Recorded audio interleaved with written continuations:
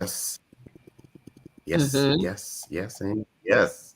Mm-hmm. Back again, back again. Mm-hmm. Mm-hmm. We never left. Like we never left. Like we never left. Yes, indeed. Yes, indeed. Oh my goodness, yo, what's happening? What is happening? It is Thursday. I almost said Yes. Wednesday for a hot second. It Lord, feels no. like Wednesday. Thursday is Wednesdaying right now. Thursday is Wednesday right now for Yeah, sure. it is definitely Wednesdaying. Hey y'all, what's going on? How y'all Hi. doing? Hi. Great, great. Well, Mhm. this is. Oh, would you mind turning your volume down on your phone to get rid of the notification so it doesn't interfere with the stream? Thank you so much. Hey y'all, welcome to Dating Yes. University. What's going on? Yes. Happy Thursday. Happy Thursday. Yes, indeed. Yes, indeed. Yes, indeed. I am your co-host, Professor Charles, along with my beautiful co-host. Thank you, Professor Brittany. Yes, and we are Dating University, and here we discuss the good The bad and the ugly. of all things dating and relationships. Absolutely, man. Listen, we made a shift like Yeah. mid-season. I don't think we've ever made a Can shift. we do that? I mean, we run this. Why not? You're right. You're right. We made It a was a shift. definite shift. How we Yeah. do things at Dating University, we actually pre-plan our shows. So we'll come up with like a theme first, and then we'll come out with like 8 to 10 episodes to go along with that theme. Like in colleges and universities, there's a syllabus and they pretty much stick to it. Yeah. But here at Dating University, we're not your typical institution. We took that syllabus and we did one of these. We ripped that ish up. We ripped it up. Kobe. Yeah. And Professor Charles approached me with the topic and the theme, and it just made sense considering the season that a lot of us are in. Yeah. It makes sense that we do go on the path of healing, but with healing we have to talk about what got us there. So in a lot of instances there have been instances of trauma, and we want to go there, we want to address that trauma and then talk about the healing process. So kudos to Professor Charles for just recognizing the season, and in timing addressing it so that we can bring healing not to just ourselves but to each other and to the brand. Absolutely. Absolutely. Thank you so much, Professor Brittany. That was that was perfect. That was perfect. After we had the last episode with Professor B on, and he told his story of shout out to Professor B for real, for real. He told us his story of losing his wife and learning how to navigate this new space. Sure. That he's in and that his family is in. Yes. And it just really resonated with me, and it stuck with Yeah. me, and it stuck with a lot of you guys because Yeah. you were tagging us, you were DMing us, it was already like a week past the show and we were still getting notifications Still.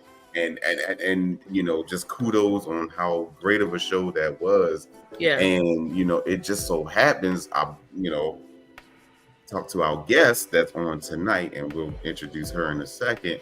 And man, and I've known her for such a long time, but to really hear her story, it just hit me. I was just like, Brittany, we gotta change it. Something is happening. Yeah. This is a healing season. Like Yeah. we talk a lot of crap on this show. We joke, we laugh, we educate as much as we can. But this one, it really hit home, and I was like, yes, switching where we are right now, to get into some healing was paramount. And oh yes, and yes, brother Charles. This is an old fashioned with Russell's 10. So shout out to Russell's. I'm always available for sponsorship here at Dayton University. And for a drinky drink. So send us some bottles. Send us some bottles, please, because I love it. I love it. Anyway, let's see. So our guest tonight, yes, is someone so near and dear to my heart. I've known her for, God, it feels like decades. And she has been integral in the lives of a lot of people that I know. Which is, it's been about 20 years. Been about 20 years. And I'm excited to have you finally on. I tried to get you on the show like 2 years ago. I tried to get you on the show last year. I tried to get you on the show 3 years ago, but you were not ready, and and I respect that.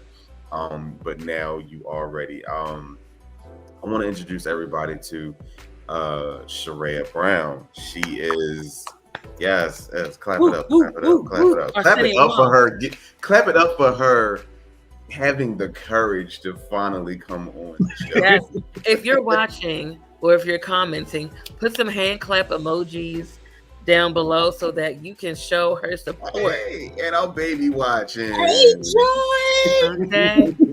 Put some hand clap emojis in the comment section. Love them, y'all. So, like I said, Sharrea and I have been friends for over 20 years. We met through a really good mutual friend of ours, Nichelle Wallington. God rest her soul. Yes. And we are the godparents to Nichelle's twins, Jason and Jordan. Beautiful.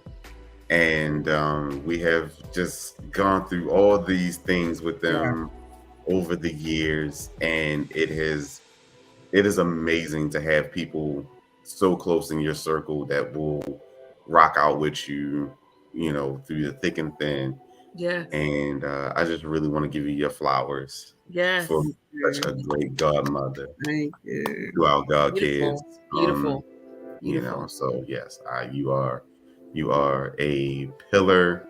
You are a rock. Wow. I mean, keep it coming. Listen, I'm gonna give it. I'm gonna put it on. Words of affirmation. I love it. Yes. Well, yes, and I just love you. I love you too. We done laughed together, cried together, laughed some more, got angry, ready to go pull up on people. We was gonna pull up a couple times, man. We was about to pull up. Yes. But yes, so now that you are here, and before we get into any of the questions that we have, first of all, I want to let everybody know this episode is brought to you by Dayton University. Please go and purchase the merch anywhere, somewhere, and our links somewhere. They're all on our socials. You got it. I'm wearing the shirt tonight. Boom, boom, boom. Dope and Dateable Tea. One of our highest bestsellers. Anyway, let's move on. I want to give you the opportunity to tell the story that you wanted to tell here on Dayton University about what's been going on, or how you've lived, and what you want to do before we get to any of the questions. So I'm gonna give you the floor. So it's healing as a single parent. I went through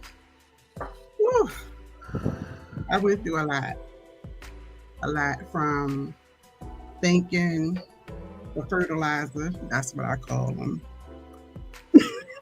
The fertilizer was the one. You know me. We starting off.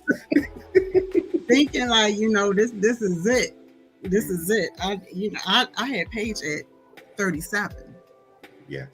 37 years old. So I waited because I wanted it to be it.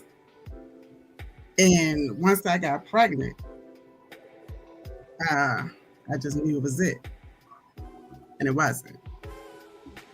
It wasn't. Um, Ah, there was red flags in the beginning, but instead of me looking at the red flags, I named them. I named them, and I tried to nurture them. And you can't nurture red flags. That's for sure. That was my lesson. Red flags are red flags. yeah. Is it too much to ask for an example or two? Um, uh, example. Um, it's so many. I'm going to start with the first red flag. The first red flag was um, so my brother was murdered in 2008, and Oh, we had it was the hearing and then the sentencing and stuff like that. So I went, and I was just just to see the person that took your loved one's life is different, and you can't get to them. You yeah. can't see nothing. And I was just so torn up. And I remember I was sitting in the middle of my bed and I was just like crying. And he called me and I told him, he was like, "What's wrong with you?" And I told him what was going on. And he said, "Oh, all right, what you eating tonight?"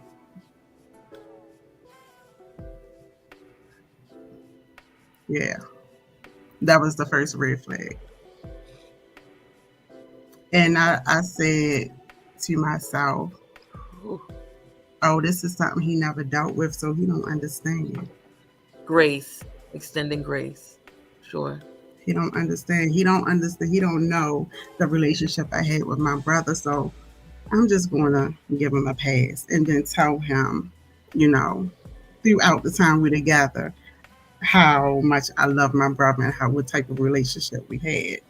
That was me nurturing that red flag. Mm, Then it was, mm. um, you know, just like little stuff that adds up to big stuff, like birthdays, Christmas. Like I would go all out, and then I would, he would say, "Oh, here," and it could be like a pair of shoes or like. And when I went all out, I mean going out searching for the stuff I didn't listen to him say. Oh, I want Oh, that. I yeah. want that, and I'm searching.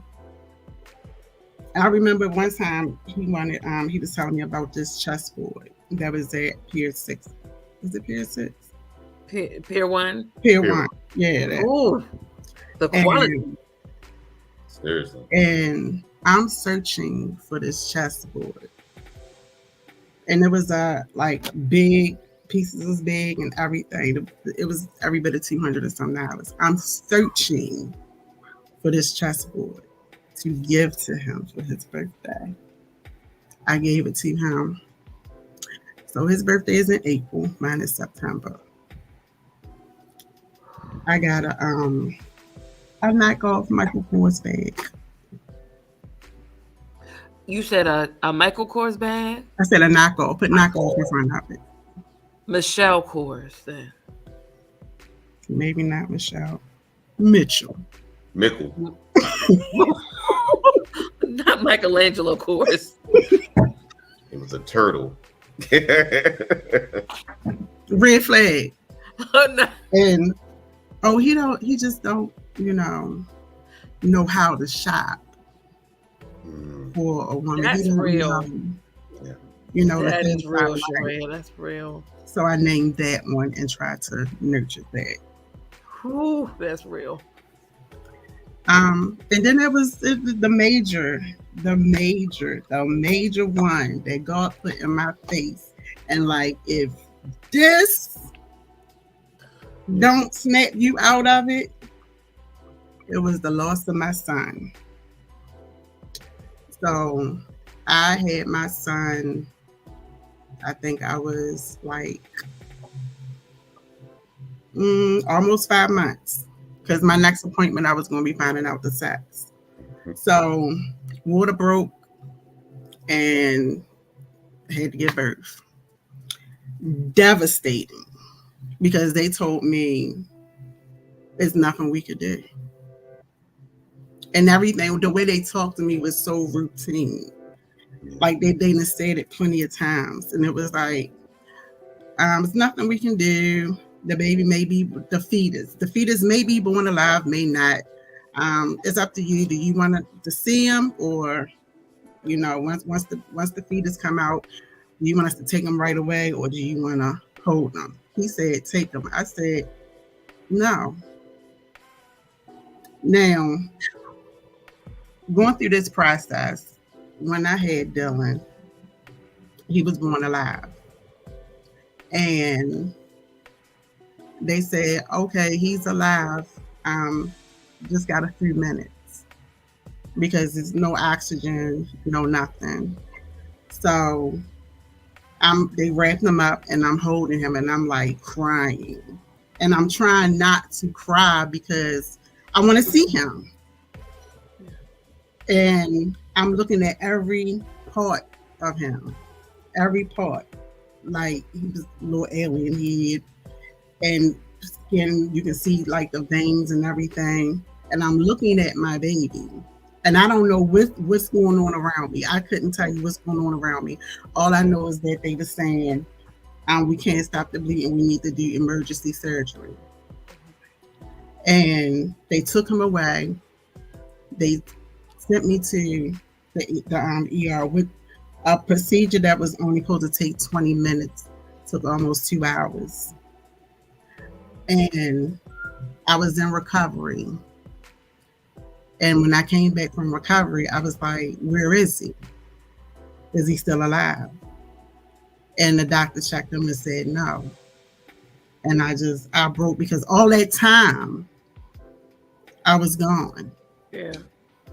Now he was there, but there was I went through that by myself as a parent. I went through that by myself. It wasn't, it wasn't that consoling that, we hurting type of thing. Yeah. It wasn't that. And my mom was there and my sister was there. So my mom was like, he just passed. And I said, what you mean? Because they said it was only going to be a few minutes. She was like, no, he was alive for 4 hours. And 2 of those you were in surgery. Wow. He was alive for 4 hours. I spent an hour and a half in recovery. And so my mother was like, he was waiting for you. Make sure you was okay. She was like, because every time the doctor came in and checked, his heart rate was going up. They said, my mother said, as soon as they called and said that they were waiting for transportation to take you from recovery to bring you to the room, his heart rate started to drop. The doctor said, I've never seen a fetus. They kept saying a fetus born this early, stay alive this long. That's my son. You hear me? Yeah. He was waiting to make sure his mom was okay. Now, I was so devastated. It just didn't end there. Leaving the hospital, getting in the elevator, somebody got on the elevator with congratulations, it's a girl. Broke down. Couple days after, I started to lactate. Broke down. Yeah. And being as though he was born alive, I got insurance cards in the mail. Broke down. Yeah, this is that kind of show. What he said to me, Ooh. what he said to me was, I said, I want to, try again. He said, I don't want no more kids. I'm kind of glad this happened. All right. Ooh. And you would think That would Oh my gosh. that would center me, but it didn't because I got Paige. I got Paige, and during that process, now that I done went through my healing journey, my forgiveness and stuff, it wasn't me staying for him. It was me staying because I would rather deal with this than be alone. I would rather go through this mental, verbal abuse, emotional abuse than to be alone. I would rather deal with this than to be alone.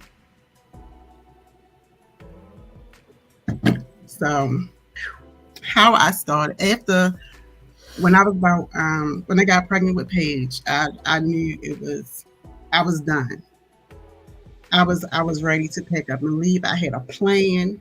I was working at Greyhound. I was within a year of me being there. I had got a promotion to assistant manager at the Greyhound in Richmond. I was gonna pack up and go. That was not going to say nothing. Just go. And then I found out I was pregnant. And then I said, maybe it's not meant for me to leave. Maybe it's meant for me to work it out. So okay, we're gonna move to Virginia. Found an apartment, got the electricity and all that kind of stuff, just ready for the move in. God said nope. Skirt. Went to the doctors, my cervix started to open. Had to get a stitch, light duty, back to Baltimore I go. And I remember in the car, this is another red flag. It's so many of them. Golf course full of red flags. Yeah. We was in the car and I just was crying because I really, really wanted this job. Really wanted this job. This was like a big opportunity for somebody who had no experience in management or nothing. They took a chance on me. And it came down to, because it was a high functioning place, it came down to job or child. Job or child. And I'm in a car crying. And he like, what's wrong with you? He pulls over. What's wrong with you? And I said, I just feel like I got picked between my baby and my job. He was like, psh, and pulled off. Back in traffic. Ain't nothing. Wow. And when I was about 4 months, that's when he was like, I can't do this. We too back and forth and all this kind of stuff. Now imagine being pregnant on bed rest and you living in the same house with somebody who don't want to be with you. And you trying not to be stressed because you have risk. High risk. After I had Paige, I don't even want to get into the whole labor and everything, but while we're doing the labor part of it, me and Paige was almost out of here. We was release the balloons. We was almost out of here because I was in labor for 18 hours, never made it past 4 centimeters. They gave me some medication and my everything just dropped. Heart rate, blood pressure dropped. They couldn't find Paige vitals to the emergency room I go. Emergency C-section. Paige had to go to NICU. I'm in recovery. After a week, I'm just speeding this out. After a week, I'm back in the hospital for 2 weeks because I got this infection that they don't know where it's at. They don't know where it's coming from. I had specialists come from Hopkins, everywhere, to find out where this infection is at. Ended up in ICU with a newborn that I can't even be with. I'm in ICU, and I was laying in that bed, and I just said, I'm going to die. This is it. This is how I go. And then something just clicked in me. I said, I said, God, I know you did not give me this baby to take me up out of here. This, I know you did not. I'm not, no. We're going to find out what's going on. I was in ICU. It was Mother's Day, May the 10th, 2015. They done gave me all the antibiotics that was in the world. Nothing worked. They said, we're going to do surgery. We're going to cut out anything that's infected. I'm not a cosmetic surgeon. I'm just going to cut out what's infected. You may have a belly button. Your stomach may be. At that point, I don't care. I don't care. And I remember sending my pastor at the time a message, and I was telling her what was going on. And I'm just praying all the way there. Just praying. And then I woke up in recovery, and the surgeon was standing by me. He was like, Miss Brown, I don't know how to explain this. So I'm thinking he's going to tell me something, out of this world. He was like, I don't know how to explain this, but when we opened you up, it was just abscess. We drank 300 milligrams of abscess. I don't understand how it didn't come up on the CAT scan. I don't understand how that, the antibiotics ain't work. I don't understand none of it. That's God. That's God. Whatever was going on, he changed the abscess, drain. 4 days later, I'm home with my kid. Wound rack attached to and everything. Whole time by myself with my kid. Okay. After we left, we had to go through eviction because he said, I'm not helping you. Not helping you at all. I had just started working at my job that I work now. We talking about first check. Okay. My first check wasn't going to cover. Not to mention during the time I was on bed rest, he told me I was still responsible for my half. Okay.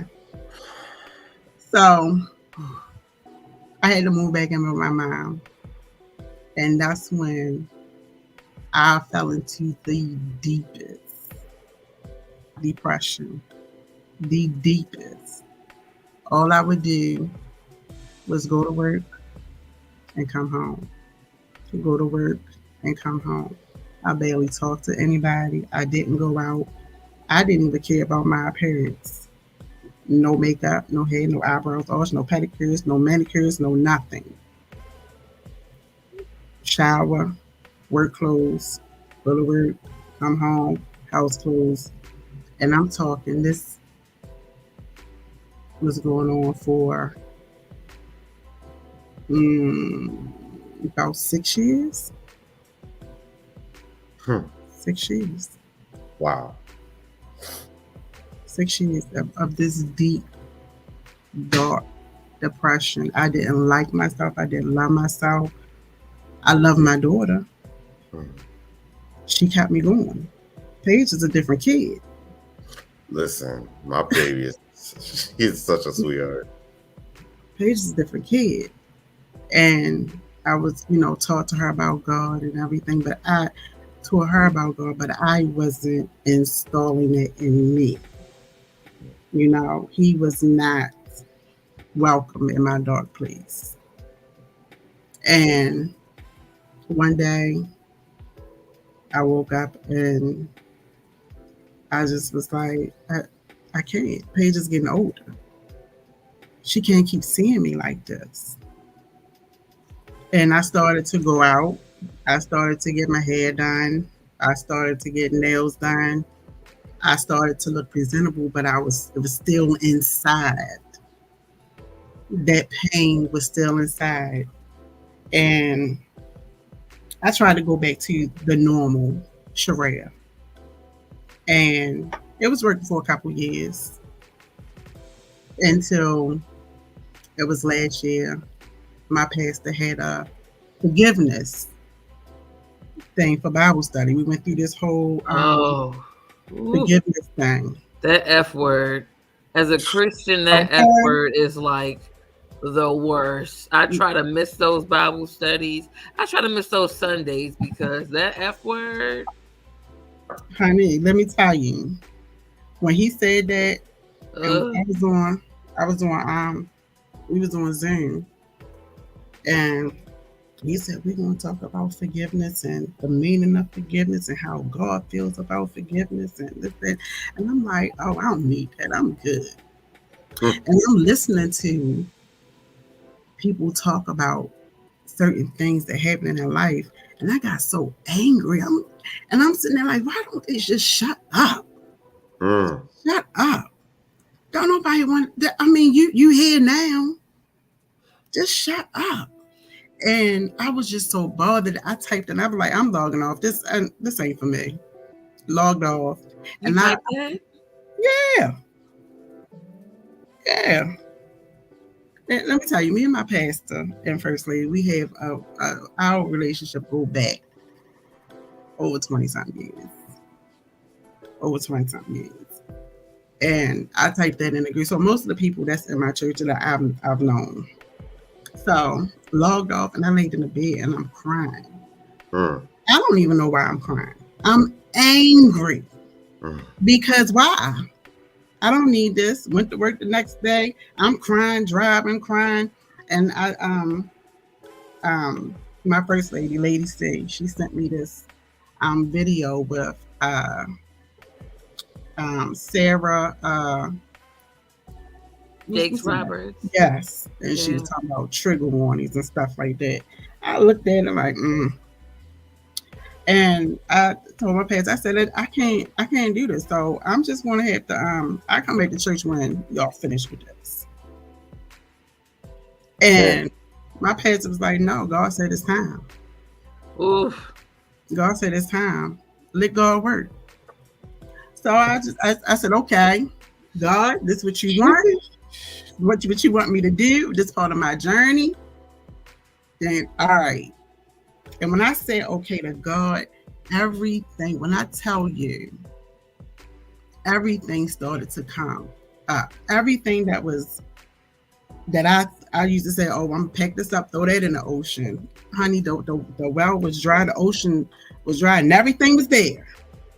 Mm, Everything was there. And it started and when I was a kid and living with my mother and stepfather. So I was molested and my mother, it was just nothing. And I didn't understand what was going on at the time. And God took me back to that house. And when I say He took me back to that house, it was like I was literally in the house. Like I can hear the buzzing from the refrigerator. I can smell the smell of the house. mm. I can see the magnets on the refrigerator. It was just like I was there. And He said, this is the start. This is the start.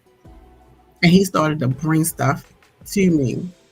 And when I was a little kid, I used to look out the window and look up at the sky, and I would try so hard just to see God. Because I knew it was a God up there, but I wanted to just see Him. And I went through that, and God was so my mom had two other kids, and she would hug on them and love on them.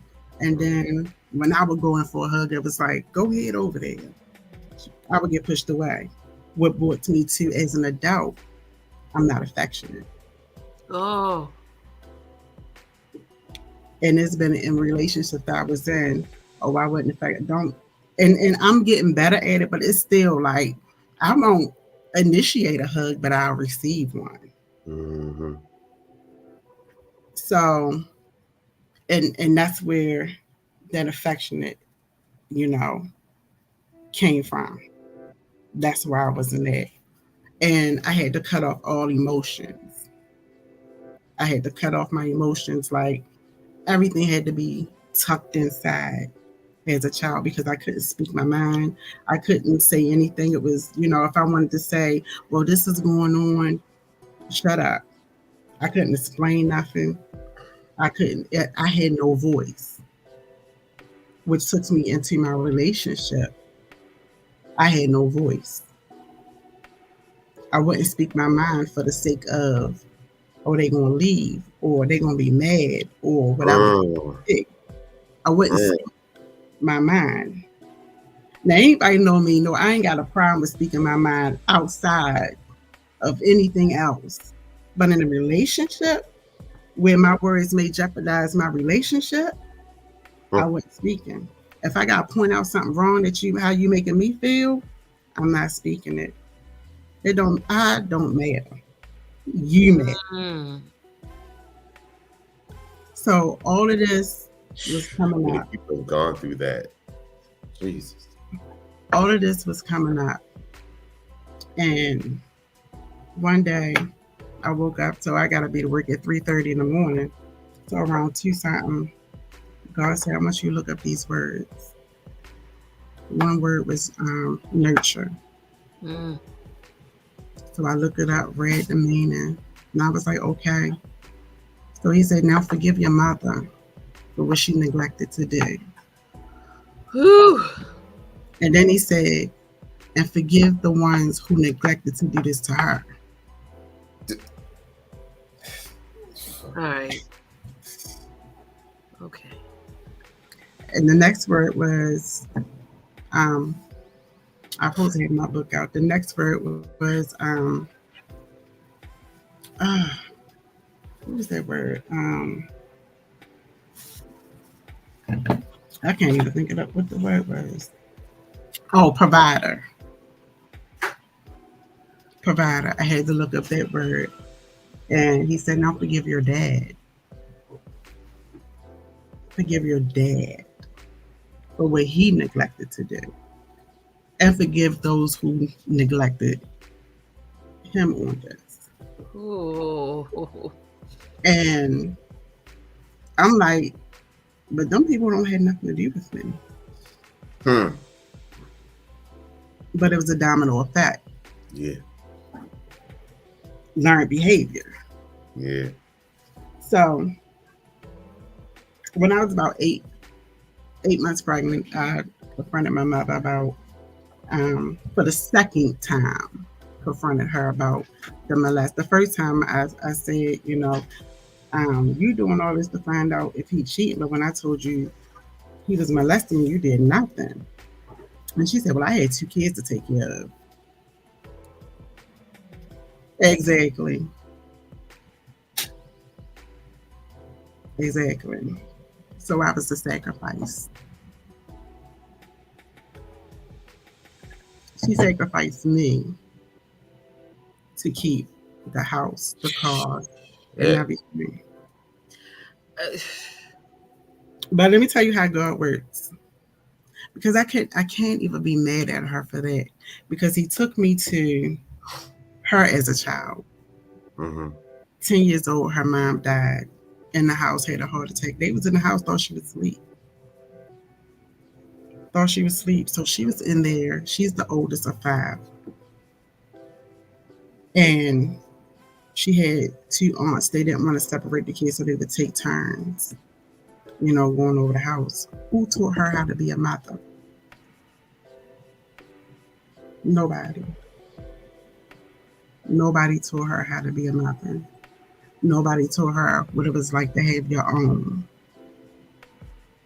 Nobody taught her what it was like to fight for yourself and for your kids. Your kids are priority. Mm-hmm. No one taught her that. So again, learn behavior. So it's either I confront him about what he's doing to my daughter and lose all the things I never had but always wanted, or turn a blind eye.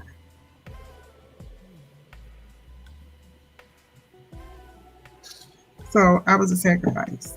Whew. And all through high school, I was going through this all through high school. And I was 17 years old when I was just like, I can't. I cannot. I ain't even graduated high school yet. And I was out sleeping on people's couches, here, there. And I felt safer doing that than being in the house. Because it got to the point where if I stay in this house, I'm going to kill this man. Yeah. I'm going to kill this man. And as an adult growing up in my adulthood, I didn't recognize certain things until I went through this whole walk of forgiveness. First, I had to understand what forgiveness was. And then I had to take the steps to Oof. forgiveness. Take the steps to forgiveness, which was hard because it's understanding forgiveness is it's not for the other person. It's your release. But the way people think, oh, they don't deserve my forgiveness. Or people say, can you please forgive me? Forgiveness is not for the other person, it's your release. You release them Yeah, from you. that part for sure. You release them from you. And forgiveness doesn't mean you have to rekindle. Yeah, Forgiveness doesn't mean that you still have to communicate. You can release that person yeah, and never talk to them again yeah. Mm. because that release is for you. It has nothing to do with the other person. Nothing to do. You don't expect that person to change. Don't expect that person to do anything. That forgiveness is that release for yourself. And it took me Yes. all this time to, because I thought I forgave people, but they were still living inside. I was still Mm, being triggered from certain things.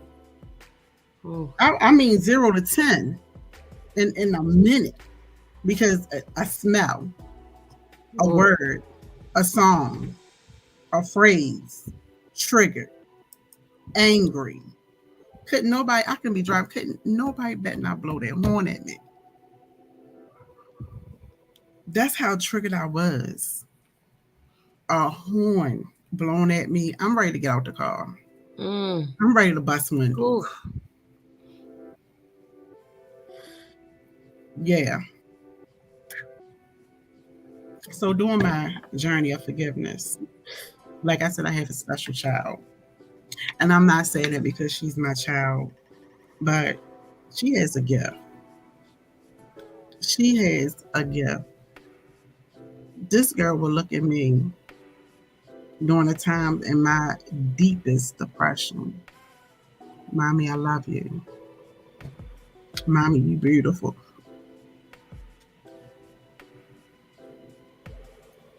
I said, I wasn't going to do this. okay.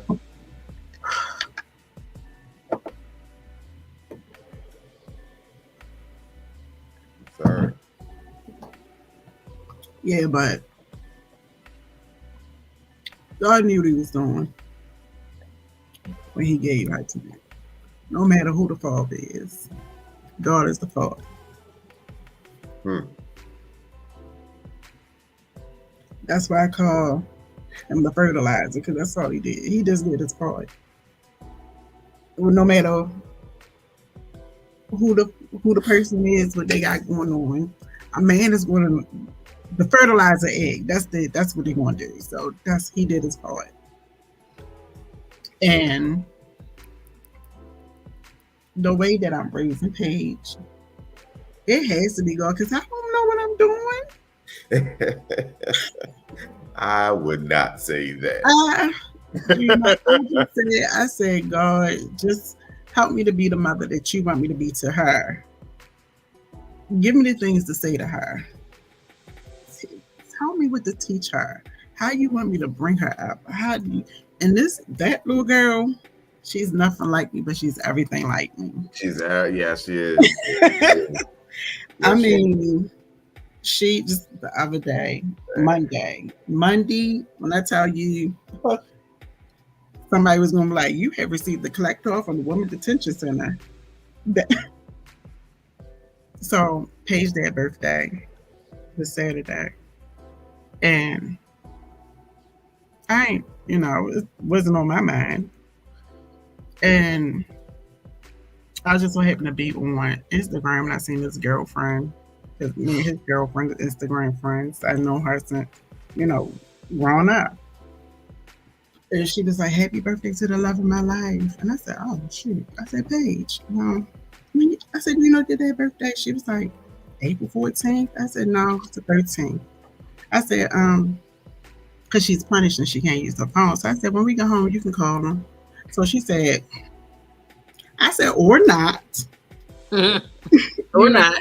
or not. I said, you call them. You don't, you don't. It has nothing to do with me. So she chose not to call them. So that morning, Monday morning, I called her on my lunch break because since I got to be to work butt crack early in the morning, my lunch break is during the time where most of y'all are commuting to work. So 8:30, I'm on my lunch break. Yeah, 8:30, I'm on my lunch break. So, and that's during the time where I call her like, hey, wash your face, brush your teeth, put deodorant on. You know, you got your stuff together, shoes on. Let me see how you look. And I called her, and she's looking at me like this. Now, anybody that know Paige, she's smiling and everything. So I said, what's wrong? He told me, you can wait, don't answer. And I can hear him because I'm on her phone, and he's on her iPad. And he's fussing at her about her not calling him for his birthday. And I hear him say, you should know when my birthday is. My birthday is 2 weeks before yours. You should never forget my birthday. Yada, yada, yada. So I'm waiting for him to finish so I can talk to my kid. So he says, okay, have a good day. But I really need you to do better. I said, who? Who needs to do better? Wow. She could have called me on my birthday. I said, but she ain't know.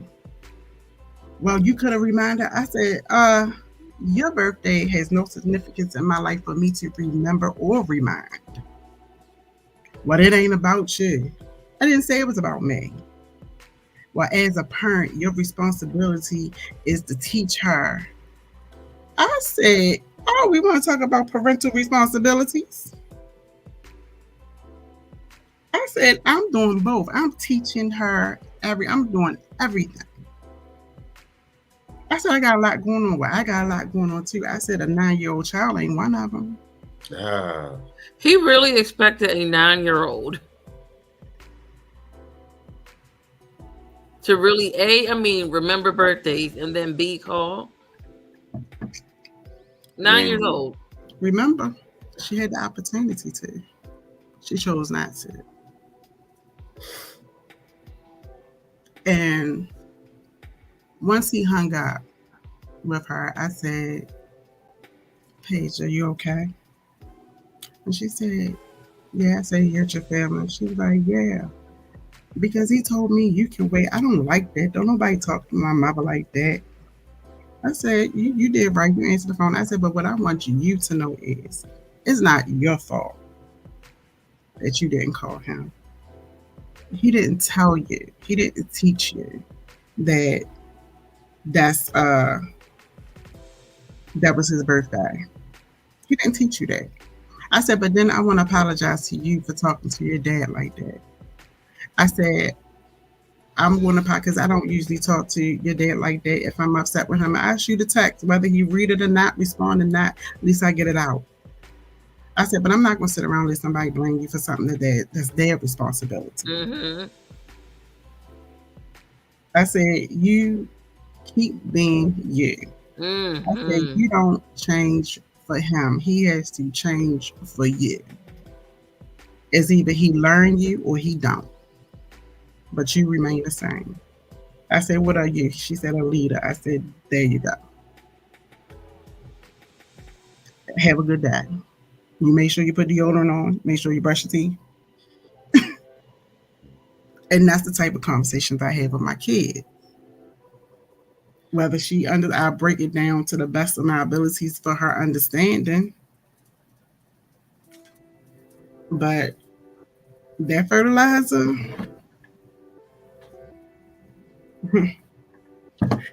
I had to forgive him too. I had to forgive myself because I blamed myself for staying. Because I stayed, this is my thinking. Because I stayed with him, got pregnant. This is the father that she has. It's my fault. It's my fault that she had to watch other people have their fathers in their life. It's my fault. And I would fuss, and I would, have my inner arguments like, why do that? He not even there for her. He ain't doing this. And it's been, I would say this a lot. And then one day God said, shut up. Turn around and look what I've done. While you sitting there fussing what he's not doing, I just surrounded her with people who's doing way more. And when I thought about it, she has her friend Ian Dad. Ian Dad would say, hey, Paige busy. I'm going to take him to Sky Zone or Urban Air. She has a 22-year-old cousin that go to Morgan. And 22, Morgan, you think they got time for a 9-year-old? He do. He will come get her, take her on the campus, and everything's going to take her out to eat. The stuff that I'm fussing about that her dad's not doing, he didn't already put people in place to do that. And then he said, she ain't even complaining about it. Why are you? Leave it alone.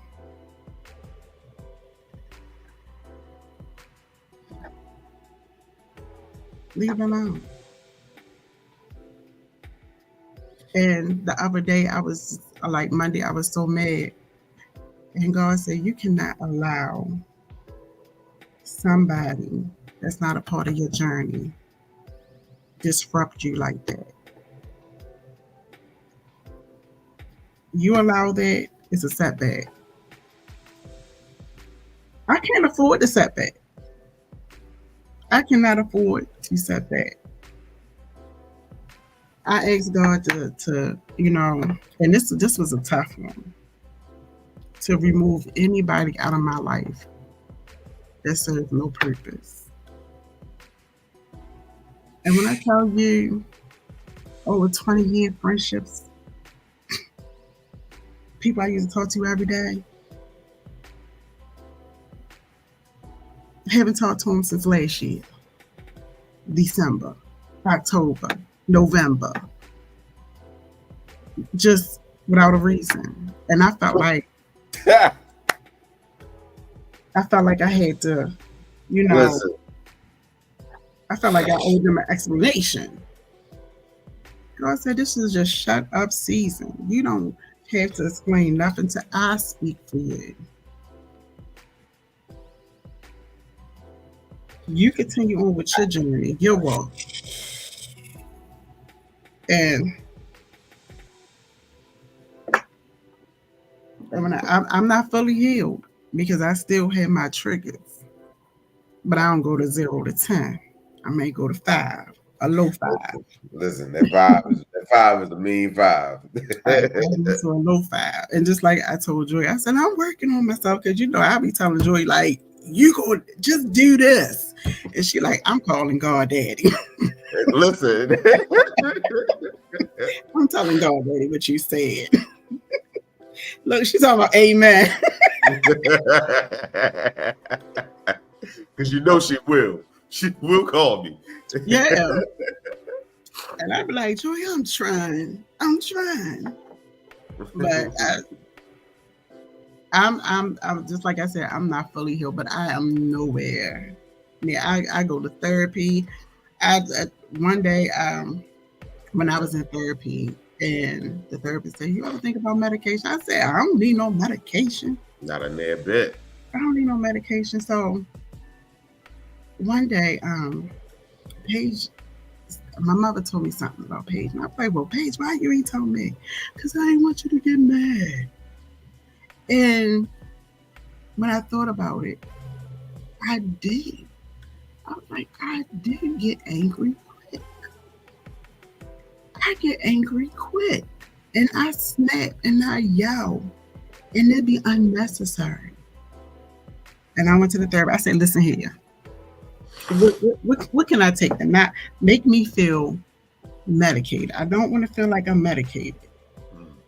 I want to continue on with my day, but I want to be able to, when something come up to me, I want to be able to take a step back and think about, you know, do this need my full attention here, or is it something I let go?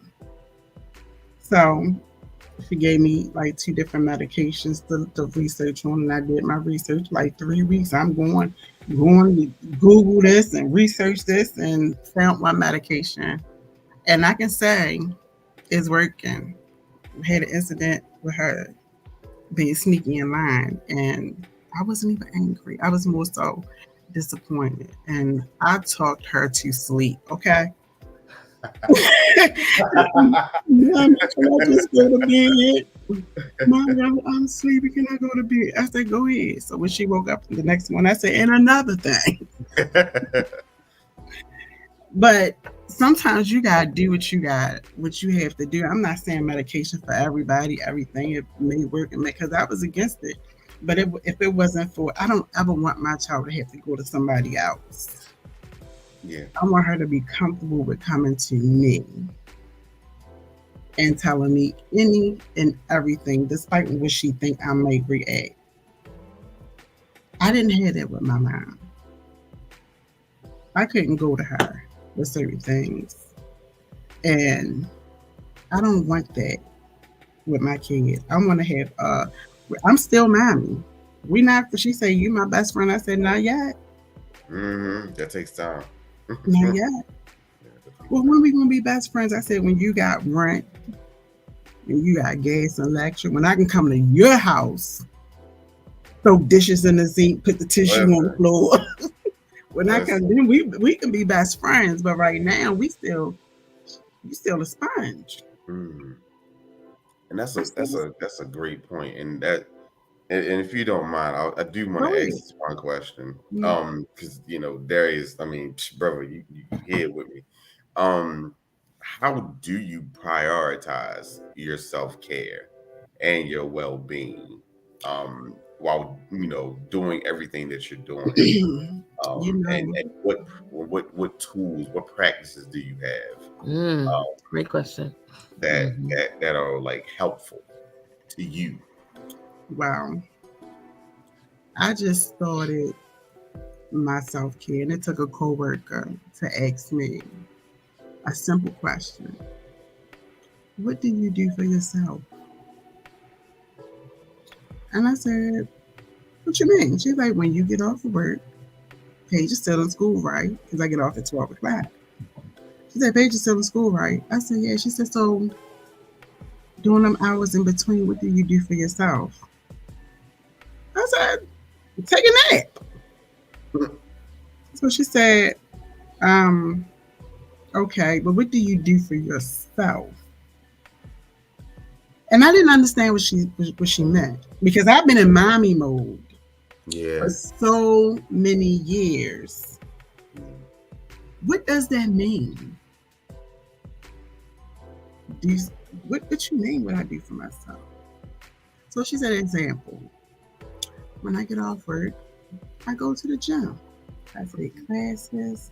I may go, sit in the park. I might read a book. I might do this. Like, I like reading, but reading is reading. Like, that's, And I was like,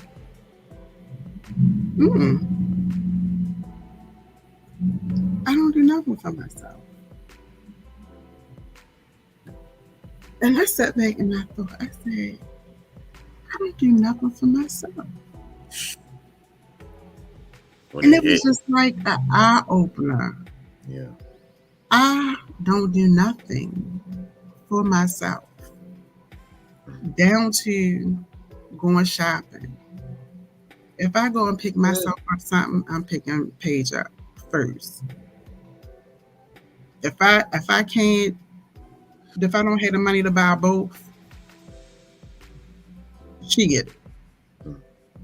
Because she not gonna go with her. And I said, what can I do? And that's when the gym came into play. the gym came into play. And my coach would be like, "We're going to the gym, we're going to the gym." Oh, no, I'm not going today. Why? Oh, because I got something to do. I had nothing to do but take a shower, get into bed, watch TV, fall asleep. Alexa, the alarm will go off, time to get up and go pick up Paige. And one day my coach was like, "You going to the gym?" I said, "No." And on the way home, God said, "Why not?" I went home. I kept telling myself, "Don't sit down, don't sit down, don't sit down." Changed my clothes out the door, went to the gym. I've been going to the gym ever since. Ever since. I sprained something in my leg. It been painful. Went to the doctor yesterday. "Oh, you need to take a break." I can't. I can't. I cannot. I cannot. It's life or death for me. I cannot. Because if I miss 1 week, I'm gonna miss the next week. And the next it's gonna be a snowball effect. Snowball effect. And that's one thing God is showing me my patterns. And I kept one day I was on my way to work and I was just like, I did this budget, but now I'm not sticking to the budget, and now I'm falling behind. Like, God, what's wrong with me? He said, consistency. You're not consistent. You don't follow anything through. Consistency. So when the doctor told me, no, stop going to the gym for about a week, give yourself a chance. I can do upper body. I can't. I can't stop. Me and Paige go to the gym together. We was in there last night. She wall climbed and made it to the top twice. Ain't give up. Paige will encourage. She encourages me. "Mommy, you can do it. You got it. You got this." High five. We on a treadmill. She running. "Mommy, just put it up a notch. You got it." And I'm just, okay. She's like, 5 more minutes. And I'm like, I got it. But she encourages me to keep going. And I encourage her. Because if she see me pushing, she see me pushing, she push me. So we push each other. And my goal was to get out of the 300. That was my goal. I don't set no, oh, I'm going to lose 10 pounds this week. I'm going to lose 5 pounds.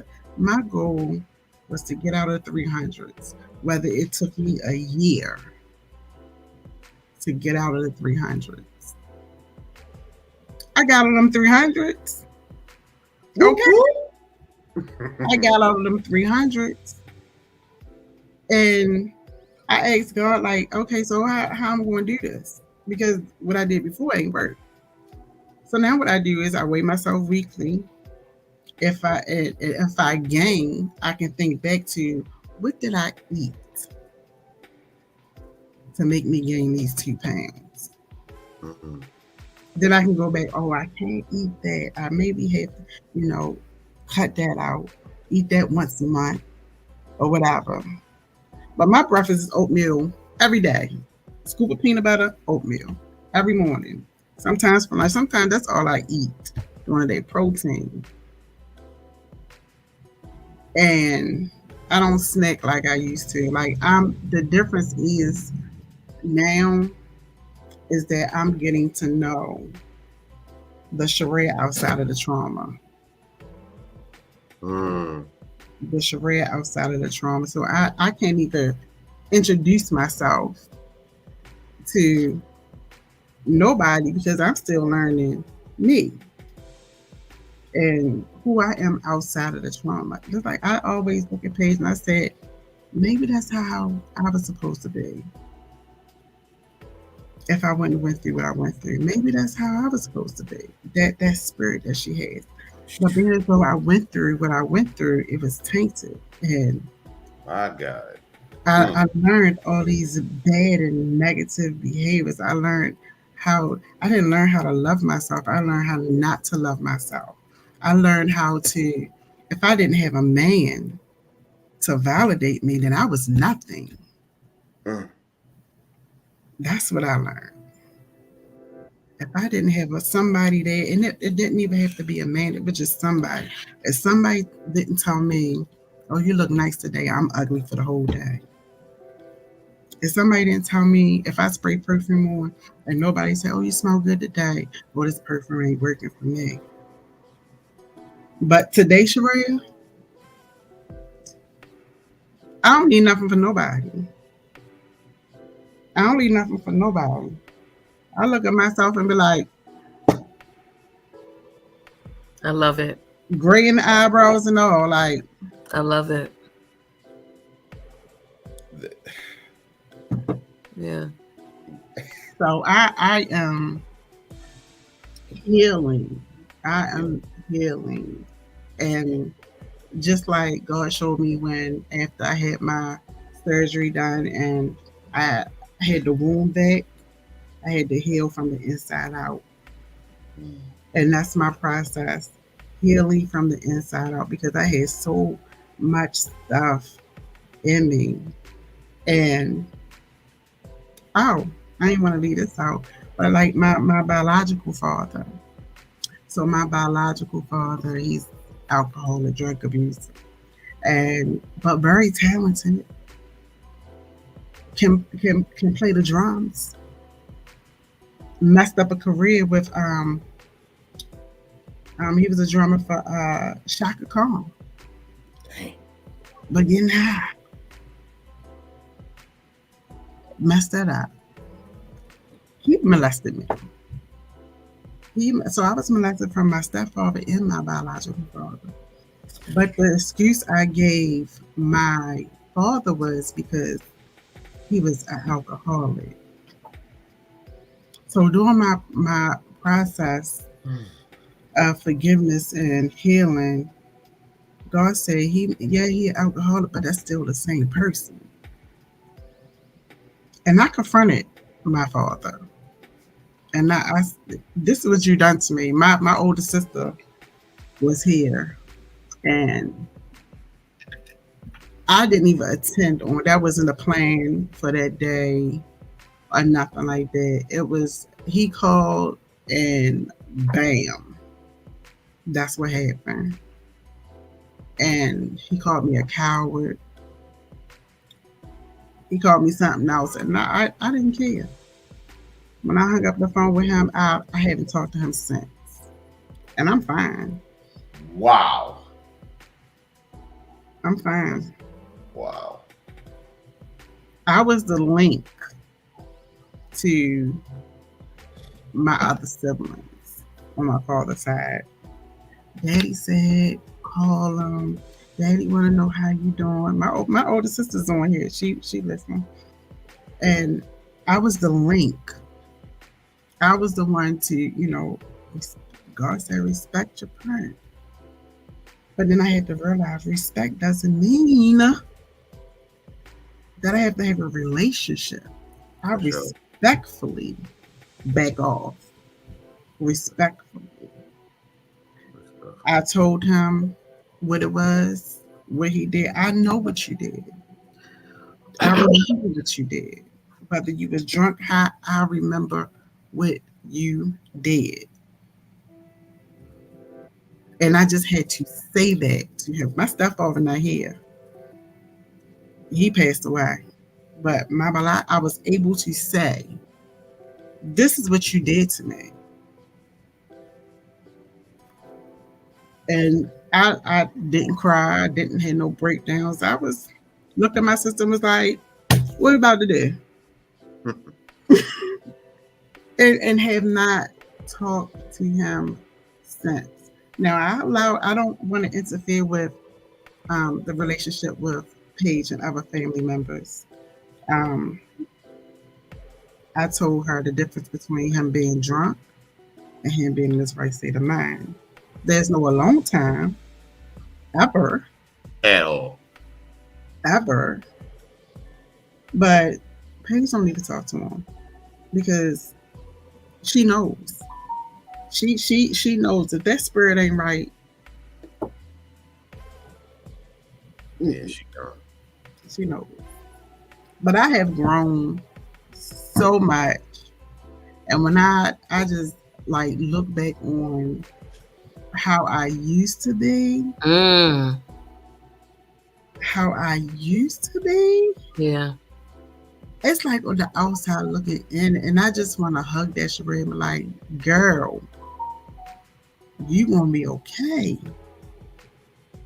Because I was a mess. When I went to my therapist, and she said, so, you know what all therapists say, so what brings you here? I said, I'm fucked up. Mm, mm. Like we all are. Like we all are. Like, Pretty much. Pretty Yeah, much. yeah. Where you want me to start? Where you want me to start? Because I am a mess, and I need help. mm, I need help. And there's so many of us who are afraid to say, I need mental health. mm, There's so many of us that think, oh, that's just me. Mm. That's just how I am. And it's not. You know how many times I say, oh, that's just me. That's just my personality. It's not. It's definitely not. Like I'm a total different Sharrea. And I still don't welcome people in with open arms. That's me. Like we got to scan who you are. I just don't befriend people like that. mm. And then the people that I let in, they stay in. So I have to filter through. But learning who I really am has been a journey because I have to learn my true likes and my true dislikes because I done lied so long. Like, oh, I don't like hugging. Oh, I don't like kissing. Oh, I don't like flowers. I don't like this. And I would say that because just in case I didn't get them, I would say, oh, I don't like hugs. I don't like hugging. So if I say I don't like hugging, I'm not expecting somebody to hug me. I don't like kissing. If I say I don't like kissing, I'm not expecting nobody to kiss me. I don't like flowers. So when I don't get them, I'm not disappointed because I didn't say that I don't like them. But I like flowers. I want hugs. I want kisses. I want to be affectionate. And that's where I'm at now. Like, Paige is clingy. I say, God, you know, why is this girl on me? Another lesson. Why is she on me? Paige will be just like she has to touch me. And I said, oh, that skin is thin. That skin is bullshit. They don't tell you about this. Like she's 9. When is it over with? Yeah. But that was her teaching me. And I would never, because I went through that push away, I would never I hug her. And she'd just walk up to me like, And I give her a kiss and give her a hug. We got our little special handshake. Like, I love this. That's sweet. she is a That's too awesome sweet.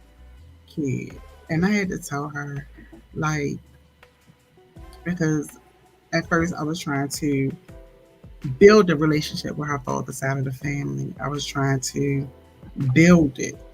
Ooh. And it got to the point where, you know what, Paige? The people that's in your life is the people that's supposed to be in your life right now. Mm-hmm. If the other people get a chance, they will come in correct. If they don't come in, they don't belong. Mm. And that's okay. That is okay. I swear, I had an entire list of questions, but you have answered every last one of them. And I am very happy. I am so proud of you. I'm a total different Sharrea, ain't I? You way different. And listen, I'll be like, I love I'll be like, Nikki, I need you here because, like, let's go. Let's go and saran wrap some cars. Let's You go. know she would be down for the. He would be there. She's like, hold on, we gonna go to the store. I need some more. Oh wow. She was that friend. She ain't asked no questions. No She like, questions. where All we right. going at? All right, let's go. All right. Gonna gas up the Accord. Let's go. Yeah, that's blue by you. Blue by you. Let me go put some glass in blue. We there. One time for the one time for Nikki. One time. She Yeah. was the ride or die. What? Ask Boy. no question. Until Listen. after the fact, when everything was done. Yeah, so we did all that for what?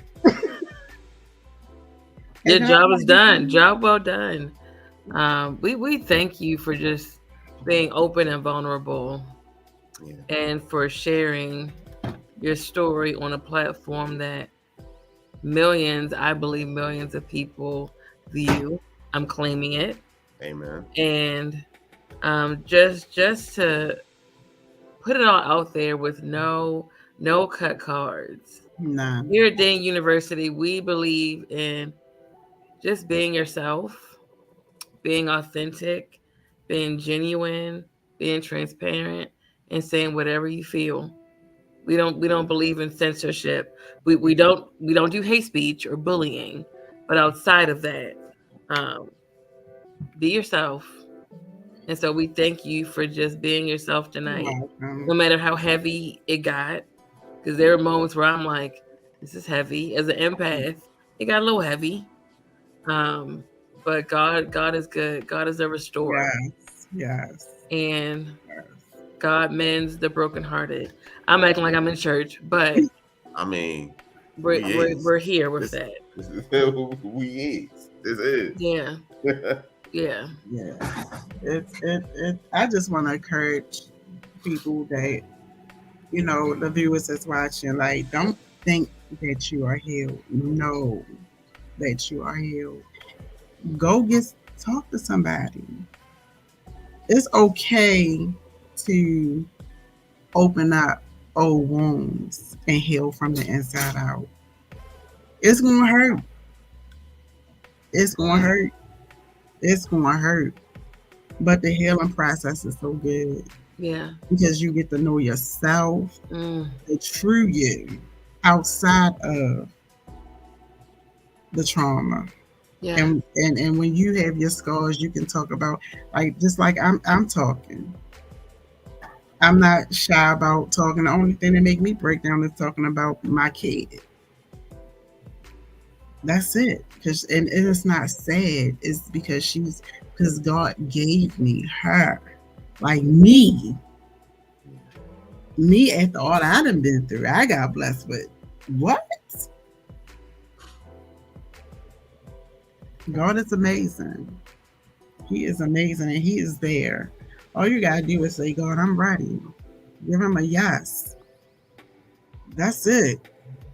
Give Him a yes, and He will give you the directions. He will give you the strength. He will give you the discernment. He will give it to you. But all you gotta do is be ready in your yes. And that's it. That's it. That is it. That's deep. Be ready in your yes, mean your yes. Because you can't fool God. Nah, not even. You cannot fool God. God knows when you're ready or not. And for a long time, I thought I forgave. I thought I'm good. But once I said yes, what? God still showed, just like I said, this is my shut up season. Shut up, Sharrea. Take your hands off. Because I have a habit of giving God something, then like, wait a minute, let me get that back. Yeah. Let me get that back. And that's where my consistency coming in. So you gotta have your ears to Him. Have your eyes on Him so you won't sink. You take your eyes off Him, you sinking. For sure. So I just want to encourage y'all, just any type of trauma, you don't have to live with your trauma. Your trauma is not you at all. Heal from it. Tell your story, and your story is going to heal somebody else or start the healing process for somebody else. Like I hope my story start the healing process for somebody else. Oh, have mercy. Listen, this is why I wanted to do this series. This is exactly why I wanted to do this series. It's not about for the views and the likes and everything. It's actually the healing. Mm-hmm. Like, we talk so much about bridging the divide between us, but part of that, and one of the biggest parts of it, is us doing the work on us first. You gotta peel that mask off. Yeah, and like I said, man, we just really want to thank you for having the courage to come You're on, welcome. sharing your story, your experience, your passions, everything that you've given us, your words of wisdom that you've given to us. You are welcome here at Dating University anytime. Well, You thank are you. an official. Hopefully, my next time I'll be talking about my first date. Listen, that's right. While we on there, go ahead and tell the world about yourself, who you is, where they can Oh find my you, what's going on God. in your life. Not the spotlight. Yes, you already knew it was coming. Oh, what can I say? Wow. Hi, Paige. Oh my God. I am 46, single. I love God. And if you ain't about God, you ain't about me. And that's it. Oh, well, That's I it. mean, I like tell I me like you heard it here where to first. follow you at. like to have fun. Where they follow you at? I don't know what my Facebook thing is. Oh, jeez. It's your name. Facebook is Sharrea. Put mommy, I think. I don't know. Oh, I'm on Facebook. Look for this face.